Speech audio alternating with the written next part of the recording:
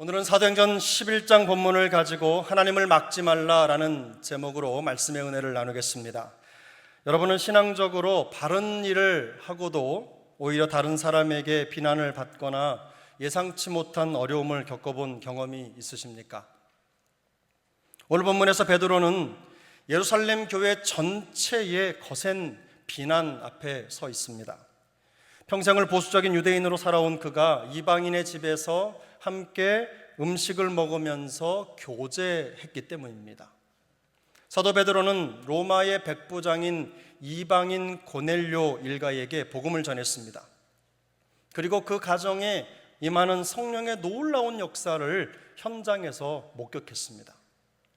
참으로 기쁘고 감격스러운 복음의 소식이 아닐 수가 없습니다. 그러나 이 일을 부정적인 시선으로 보고 문제 삼는 사람들도 있었습니다. 이방인 백부장 고넬료 일가가 회심했다는 소식이 발빠르게 유대 전역으로 퍼져나갔습니다. 고넬료가 살고 있던 가이사라라고 하는 도시가 상업과 무역, 경제, 정치의 중심이었다는 것을 생각하면 어느 정도 예상할 수 있는 결과입니다. 많은 사람들이 오가면서 아마 이 소식을 퍼날랐을 것입니다. 더구나 부정적이고 논란거리가 되는 일들은 좋은 소식보다 훨씬 더 전파 속도가 빠르다는 것을 감안하면 이방인 고넬료에 관한 부정적인 소식이 예루살렘에 빠르게 전해진 것은 놀랄 일도 아닙니다. 다만 베드로가 다시 예루살렘에 돌아왔을 때 이방인이 복음을 들었다라는 소식에 대해서 교회의 반응이 축복과 축하와 기쁨이 아니라 냉대와 비난이었다는 것입니다. 할례자들이라 불리는 유대인 출신 그리스도인들이 베드로를 거세게 비난하고 나섰기 때문입니다. 그들의 신념으로 볼 때 베드로가 율법을 어긴 심각한 죄를 저질렀다고 생각했기 때문입니다. 이 비난에 대해서 베드로는 차분하게 하나님께서 자기에게 어떻게 하셨는지를 차곡차곡 순서대로 설명합니다. 욥바에서 기도할 때 환상을 본 것이라든지 환상 속에서 하나님이 말씀하시며 하나님이 깨끗하게 하신 것을 내가 속되다 하지 말라고 하셨던 성령의 음성, 이 음성을 3번이나 연거푸 들었던 일이라든지 성령께서 의심하지 말고 고넬료의 집으로 가라고 말씀하신 그런 순간이라든지, 그리고 고넬료의 집에서 말씀을 전할 때 오순절 마가 다락방에서 경험했던 성령 강림의 역사가 강력하게 나타났다는 이야기를 순서대로 설명을 했습니다. 베드로는 이 모든 과정이 자신의 계획이 아닌 하나님의 주권적인 인도하심이었다는 것을 분명하게 증언합니다. 내가 계획해서 된 일이 아니라 성령께서 강권적으로 이렇게 인도하셨고 이루셨다라는 것을 강조한 것입니다. 그리고 마지막에 의미심장한 말로 증언을 마무리합니다. 본문 17절인데요. 그런즉 하나님이 우리가 주 예수 그리스도를 믿을 때에 주신 것과 같은 선물을 그들에게도 주셨으니 내가 누구이기에 하나님을 능히 막겠느냐 하더라. 베드로의 말입니다. 베드로의 요지는 분명합니다. 하나님은 이방인에게도 성령을 부어주심으로써 그들도 그 전에 믿고 세례를 받았던 모든 사람들과 똑같이 진정한 그리스도인이 되었음을 확증해 주셨다는 것입니다.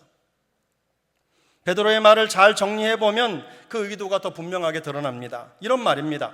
당신들이나 내가 어떻게 생각하는지는 중요하지 않습니다. 하나님이 말씀하시고 행하셨으니 그것으로 더 이상의 논쟁은 필요 없습니다. 이렇게 말한 것입니다. 이 말을 듣고 잠잠하여 라는 말로 베드로의 말을 듣던 비방자들의 반응을 18절에 기록하고 있습니다.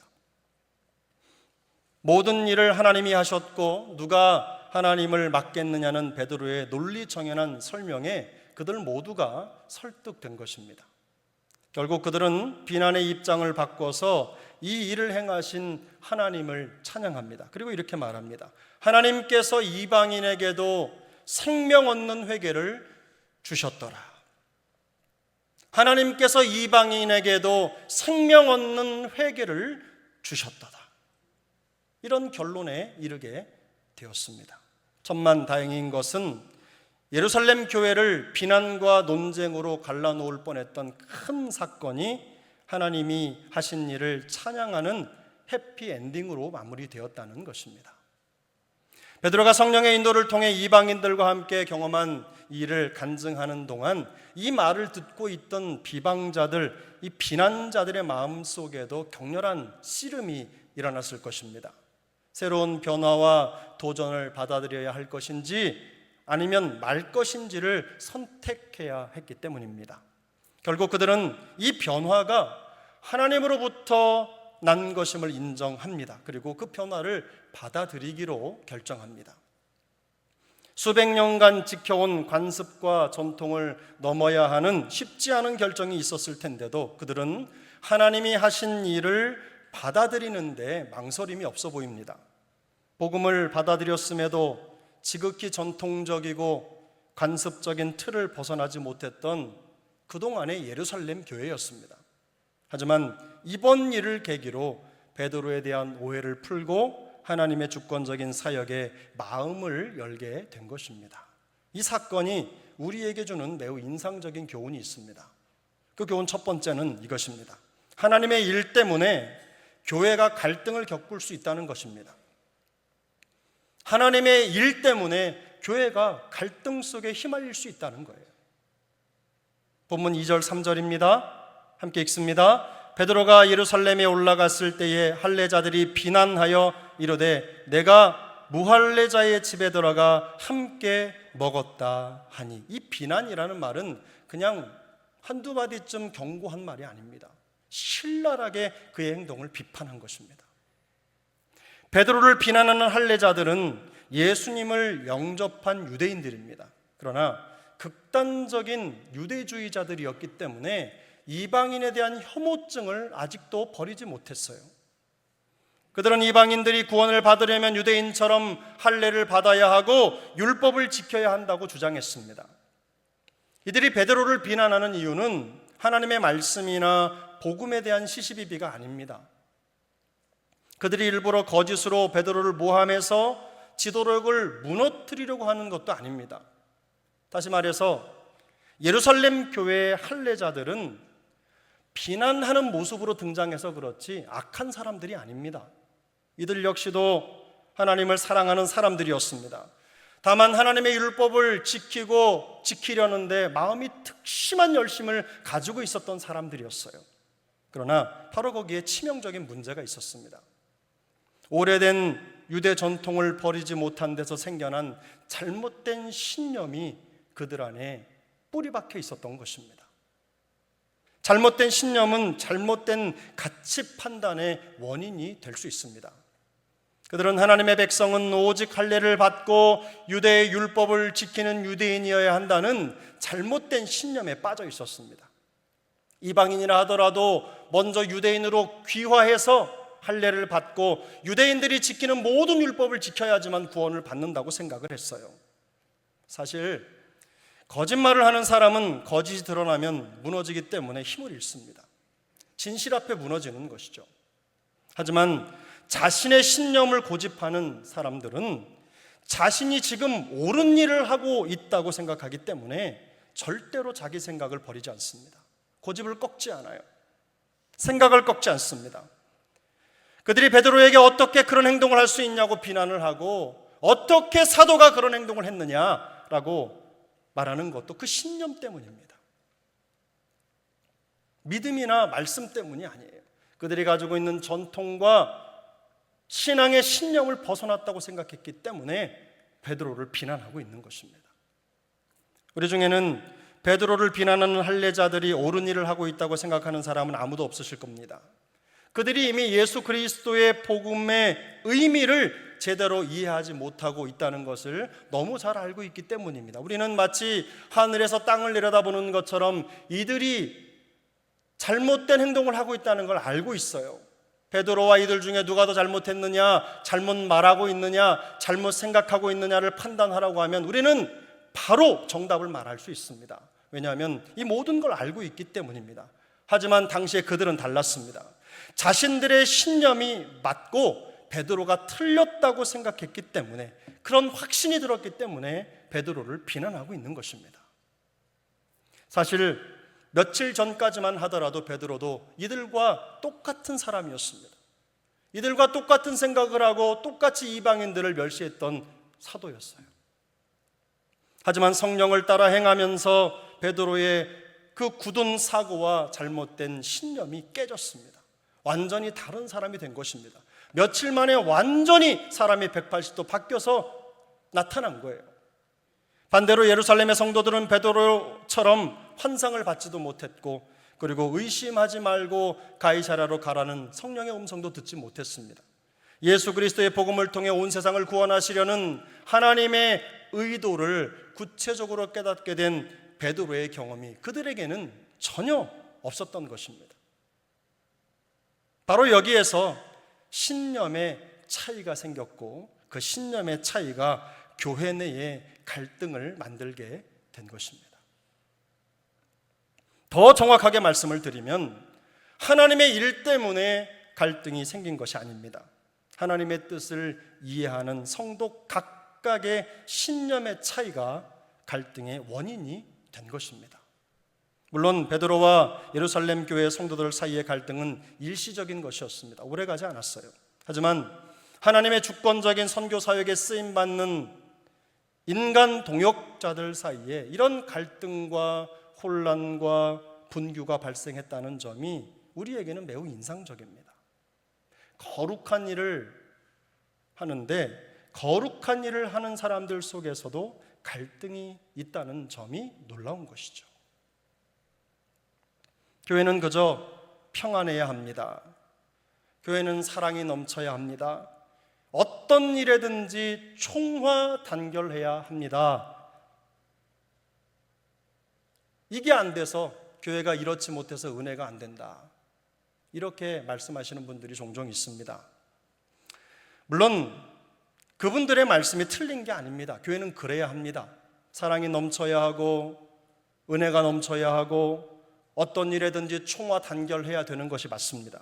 그러나 완전하신 하나님께서 불완전한 인간을 통해 일하시는 방식을 이해하지 못했기 때문에 이런 말씀을 하시는 겁니다. 하나님은 완전하시지만 그분의 일을 맡아 섬기는 인간은 지극히 불완전하고 나약하고 부족합니다. 그 사실을 우리가 잊어서는 안 되는 것입니다. 사람과 사이에서는 언제든 갈등이 있을 수 있습니다. 혼란과 분규도 일어날 수 있습니다. 하나님 때문이 아니라 사람 때문에 생기는 갈등입니다. 교회 구성원 모두가 똑같이 영적인 경험을 하고 말씀에 대한 이해도를 가지고 있다면 이런 문제는 절대로 생기지 않을 것입니다. 그러나 우리들 개개인의 영적 수준과 상황에 편차가 너무 크기 때문에 그 사이에서 생길 수 있는 이런 신념의 차이를 이상한 일로 여길 필요가 없다는 말씀을 드리는 것입니다. 교회가 하나님의 기관인 것은 사실입니다. 하지만 부족한 사람들이 모여 이룬 공동체라는 것을 인정해야 된다는 말씀입니다. 다만 이 문제를 해결하기 위해서 필요한 것이 있습니다. 그것은 하나님이 성령을 통해 하신 일을 수용하는, 마음으로 받아들이는 순종의지입니다. 순종의지. 순종의지는 어려운 게 아닙니다. 개인의 신념을 따르기보다는 하나님이 행하시는 일에 우리의 생각을 맞추려고 하는 노력입니다. 그렇게 할 때 갈등과 혼란이 정리되는 것입니다. 성령의 역사에 반응하는 단호한 순종의지, 그것으로 똘똘 뭉친 공동체가 하나님의 역사를 드러내는 것입니다. 문제없는 교회가 하나님의 역사를 하는 게 아닙니다. 문제가 있지만 순종의지로 말씀의 능력으로 성령을 따라서 그 모든 문제를 품어내는 교회가 하나님의 일을 감당하는 교회가 되는 것입니다. 더 단단해지는 것이죠. 인간적인 갈등이나 혼돈을 창조적으로 해소하는 탁월하고 기민한 영의 능력이 우리 사랑하는 세종항교회에 있기를 예수님의 이름으로 축복합니다. 오늘 본문이 우리에게 주는 인상적인 교훈 두 번째가 있습니다. 그것은 하나님의 방식을 받아들일 때 갈등이 해결된다는 것입니다. 하나님의 방식을 받아들일 때 갈등이 해결된다. 이것은 베드로를 비난하던 할례자들이 자신들의 잘못된 신념과 싸워서 과감하게 그것을 꺾어버리는 태도를 통해서 우리가 배울 수 있습니다. 본문 18절입니다. 함께 읽으시죠. 그들이 이 말을 듣고 잠잠하여 하나님께 영광을 돌려 이르되 그러면 하나님께서 이방인에게도 생명 얻는 회개를 주셨도다 하니라. 아멘. 그들이 이 말을 듣고 잠잠하여 하나님께 영광을 돌려 이르되 그러면 하나님께서 이방인에게도 생명 얻는 회개를 주셨도다. 이게 그들이 남긴 말입니다. 베드로가 한 말이 아닙니다. 조금 전까지 베드로를 비난하던 그 할례자들이 한 말이에요. 베드로의 변론을 들은 다음에 예루살렘 교회 성도들이 보인 반응이 너무나 놀라운 겁니다. 조금 전까지만 해도 베드로를 비난하던 그 사람들이, 헬라파 유대인들이 기존의 자기 신념과 생각을 내려놓은 겁니다. 그리고 하나님께서 행하신 명백한 증거 앞에 잠잠히 귀를 기울이고 있는 겁니다. 그리고는 마침내 하나님의 뜻을 인정합니다. 그리고는 하나님께 영광을 올려드렸습니다. 제가 볼 때 이 일은 거의 기적에 가깝습니다. 사람은 한번 마음의 생각을 고정하면 돌리지 않거든요. 이게 내 마음속에 신념으로 자리 잡으면 내려놓지 않습니다. 진리가 들어와도 필요 없습니다. 내 마음속에 든 신념 그것만 붙잡고 달려가는 성향이 우리에게 있기 때문이에요.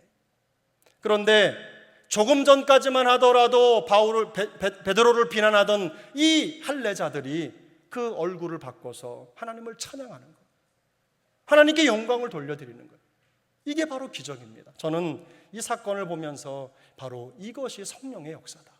사람의 마음으로는 할 수 없는 일이다. 성령께서 이들 안에서 역사하셨다라는 것을 저는 감지할 수 있었습니다. 자기 신념에 빠진 사람들에게 이런 일이 좀처럼 일어나지 않기 때문입니다. 베드로와 똑같은 경험을 하지는 않았지만 그들 역시도 예루살렘에서 일어난 오순절 마가다락방에 있었던 성령 강림의 역사를 뚜렷이 똑똑히 경험하고 지켜봤기 때문에 낯설지만 자신들이 가진 인습이나 전통을 초월한 하나님의 역사를 인정할 수밖에 없었던 것입니다. 사실 교회는 말들과 말 혹은 서로 다른 신념과 신념이 날카롭게 부딪히다가 큰 싸움터로 번질 위험성이 농후한 장소입니다. 성도님들이 자기 생각이 굉장히 강하시잖아요. 경험한 것도 있고 그러다 보니까 첨예하게 대립하는 경우가 너무나 많습니다. 마치 휘발유에 성냥불을 붙여서 던져놓은 것처럼 작은 일이 큰 다툼과 분쟁으로 이어지고 있는 거예요. 세상 같으면 그냥 툭툭 털고 지나갈 일도 큰 문제가 되는 일이 한두 번이 아닙니다. 전통을 좋아하는 성도가 있을 수 있고 급진적인 변화를 좋아하는 성도도 있을 수 있습니다. 이 둘 사이에는 늘 긴장이 흐르고 잠재적인 오해가 쌓이기 마련입니다. 지나치게 전통적인 성도님들은 우리는 과거에 그렇게 신앙생활을 하지 않았다. 우리는 그렇게 예수 믿지 않았다. 이렇게 말하면서 전통과 인습이나 경험을 신앙의 절대 기준으로 삼는 경향이 있습니다. 진보적인 성도들은 어떻습니까? 꼭 필요한 교회의 전통과 권위마저도 가볍게 여기는 성향이 있습니다. 뭐든 새로운 시대에 새로운 원리를 받아들여야 한다고 강조합니다. 그러나 어느 쪽이든 그것이 하나님의 진리를 바탕으로 하지 않은 주장이라면 지극히 개인적인 입장이고 편파적인 신념에 불과합니다. 이럴 때는 자신의 입장을 과감하게 내려놓고 양쪽 다 하나님 앞에 겸손하게 엎드리는 것이 필요합니다. 베드로를 비난하던 할례자들은 그야말로 극단적인 유대주의자들이었습니다. 그런데 놀랍게도 이 유대주의자들이 예수 그리스도의 복음을 믿었습니다. 복음을 믿으면서 성령을 체험했어요. 성령께서 하시는 일들을 두 눈으로 똑똑히 지켜본 것입니다. 그러면서 이들의 마음속에 여백이 생긴 거예요. 그래서 지금 베드로의 말을 들으면서 자기가 가지고 있던 신념을 내려놓을 수 있을 만큼 성숙한 아량을 가진 성도로 변모한 것입니다. 그 덕분에 베드로의 말을 묵묵히 듣고 그 말의 진실성을 믿어주며 하나님의 일과 교회를 위한 현명한 판단을 내릴 수 있었던 것입니다. 그들이 마지막에 한 말이 매우 인상적입니다. 18절을 보시죠. 그들이 이 말을 듣고 잠잠하여 하나님께 영광을 돌려 이르되 그러면 하나님께서 이방인에게도 생명 얻는 기회를 주셨도다 하니라. 그러면이라는 말은 이런 뜻입니다. 그 말 속에 담겨있는 의미가 이런 거예요. 지금까지 우리가 들은 사실에 비추어 볼 때 이런 뜻이에요. 지금까지 우리가 들은 베드로의 증언에 비추어 볼 때 지금 일어나고 있는 모든 일들이 하나님의 역사라고 하는 확신이 든 것입니다. 이 말에서 그들이 가진 그들이 가진 한계를 훌쩍 넘어서는 하나님의 역사에 대한 그들의 부족함이 드러나는 겁니다. 하나님의 역사에 대해 여전히 풀리지 않는 그들의 의구심이 읽혀지는 거예요. 마음이 풀리지 않았어요. 저는 이 그러면이라고 하는 말이 아직도 그들이 잘못된 신념을 완전히 내놓지 못했다는 말로 들립니다. 여전히 의구심이 있지만 완전히 이해되지는 않았지만 그럼에도 하나님이 하신 일을 일단 받아들이기로 한 것입니다. 자기가 경험하지 못했다고 하더라도 이방인에게도 생명 얻는 기회를, 생명 없는 회개를 주시는 하나님의 기상천외한 방식을, 기상천외한 역사를 인정하게 된 것입니다.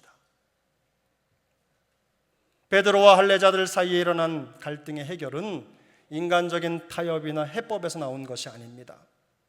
인간의 제한적인 생각과 사고를 내려놓고 하나님의 명백한 역사하심을 인정하고 받아들일 때 갈등이 해결된 것입니다. 다시 말씀드립니다. 성령이 하신 것입니다. 갈등보다 더 크신 하나님의 역사를 받아들이는 거예요. 갈등의 요소만 생기면 목소리를 높이는 그런 성도들이 아닙니다.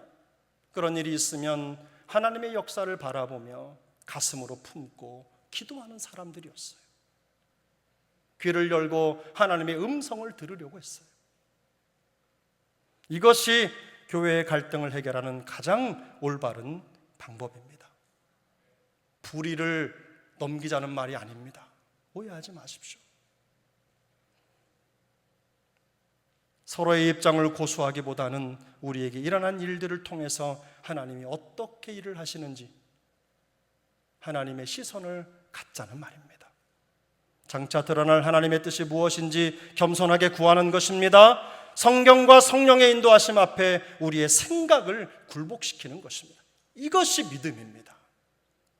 우리 모두에게 이런 믿음이 있기를 축복합니다. 본문 17절을 한번 보겠습니다. 17절 함께 읽습니다. 그런즉 하나님이 우리가 주 예수 그리스도를 믿을 때에 주신 것과 같은 선물을 그들에게도 주셨으니 내가 누구이기에 하나님을 능히 막겠느냐 하더라. 아멘. 오늘 말씀의 제목이 하나님을 막지 말라입니다. 이 베드로의 고백을 그대로 옮겨 놓은 것입니다. 내가 누구이기에 하나님을 능히 막겠느냐라고 하는 이 베드로의 선언은 신앙의 핵심을 꿰뚫는 질문입니다. 단순히 하나님의 일을 방해하지 말라는 소극적인 차원이 아닙니다. 언제든지 하나님께 기꺼이 설득당할 준비가 되어 있는가? 하나님이 말씀하시면 내 신념을 꺾을 준비가 되어 있는가? 하나님이 역사하시면 그 역사 앞에 나지막히 엎드려 그것을 수용할 마음의 준비가 되어 있는가? 하나님이 우리보다 크시며 하나님이 우리보다 더 능력 있게 일하시는 분이라는 것을 인정할 믿음이 준비되어 있는가? 이것을 묻는 질문입니다. 매우 급진적인 질문이에요. 우리의 삶의 생각의 자리를 그 자리에서 바꿔야만 하는, 바꾸라고 말씀하시는 하나님의 음성입니다. 신앙생활은 결코 나의 신념을 내세우는 것이 아니기 때문입니다. 하나님의 뜻에 나의 생각과 의지를 끊임없이 굴복시켜 가는 과정이 바로 우리가 살아가고 있는 신앙의 여정입니다.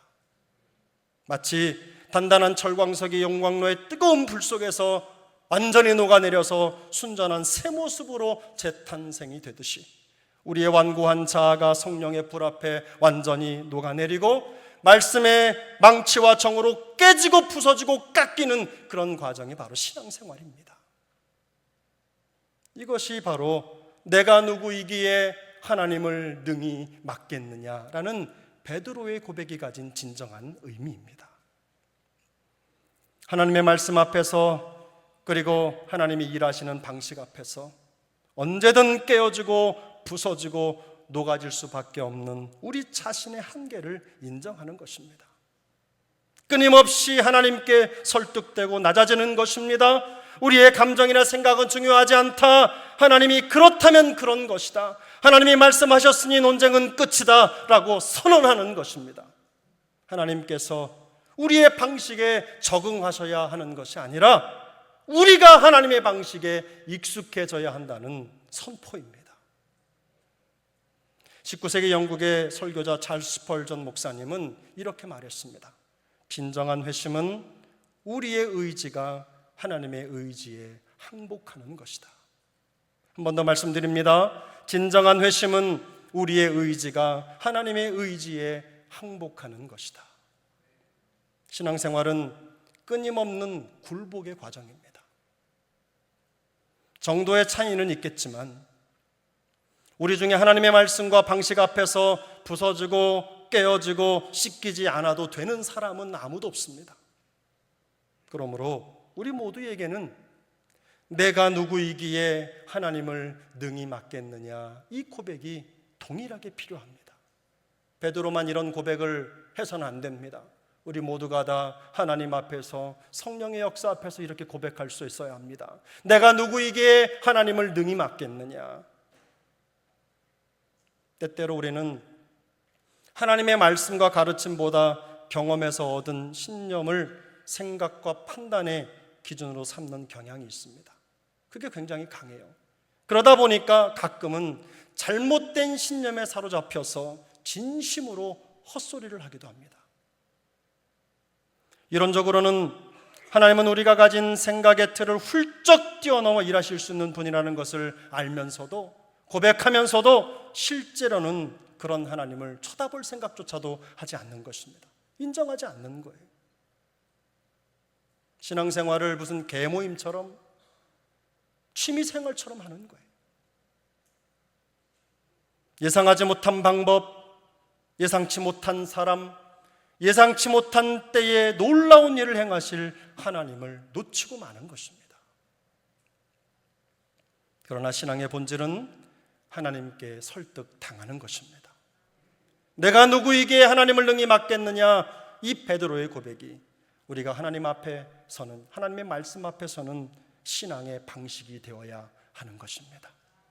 말씀에 근거하지 않은 내 신념은 하나님의 말씀을 가로막는 방해물이라는 것을 깨달아야 하는 거예요. 이 사실을 깨달은 구약의 잠언 기자는 다음과 같이 고백합니다. 잠언 19장 21절 말씀입니다. 우리 함께 읽습니다. 사람의 마음에는 많은 계획이 있어도 오직 여호와의 뜻만이 완전히 서리라. 아멘. 사람의 마음에는 많은 계획이 있어도 오직 여호와의 뜻만이 완전히 서리라. 이것은 성도들에게 하나님의 뜻을 잘 분별하고 그 뜻에 순종하는 삶을 살아야 된다는 것을 촉구하는 말씀입니다. 인간의 계획이 아무리 정교하고 세밀할지라도 하나님의 목적과 계획에 비하면 지극히 제한적이고 부족할 수밖에 없습니다. 때로는 완전히 틀린 것일 수도 있다는 것을 염두에 두어야 한다는 말입니다. 결국 믿음은 말씀과 성령으로 보여주시는 하나님의 뜻을 구하면서 자기의 인생을 그 뜻과 하나님의 주권 앞에 내려놓는 거예요. 그 아래 두는 것, 바로 그것이 진정한 믿음입니다. 마가복음 3장 35절에서 주님은 이렇게 말씀하십니다. 누구든지 하나님의 뜻대로 행하는 자가 내 형제요, 내 자매요, 어머니니라. 그러므로 진정한 믿음은 겸손히 하나님의 뜻에 자기를 굴복시키는 것입니다. 우리의 삶 속에 하나님을 맡고 있는 것들이 있는지 한번 점검해 볼 수 있기를 바랍니다. 한번 우리 스스로의 삶을 돌아보면서 하나님의 뜻을 맡고 있는 어떤 것이 발견된다면 여러분 그때 어떻게 하셔야 되겠습니까? 뭔가 하나님의 뜻을 거스르고 있는 것이 발견될 때마다 우리는 이렇게 기도해야 돼요. 하나님 앞에서 내가 누구이기에 하나님을 능히 맡겠느냐? 내가 누구이기에 하나님을 능히 막아서겠느냐? 이 고백을 끊임없이 되뇌어야 하는 것입니다. 하나님이 우리의 작은 틀을 깨트리시고 새롭게 하셔서 더 큰 계획과 섭리로 사용해 주시기를 바랍니다. 하나님의 뜻 앞에서 완전히 새로운 그릇으로 빚어지는 새 창조의 은혜가 하나님을 막지 말라는 말씀에 순복하여 성령과 말씀을 따라 살기로 결단하는 우리 모두에게 더욱더 풍성히 나타날 수 있기를 우리 구주 예수님의 이름으로 축복합니다.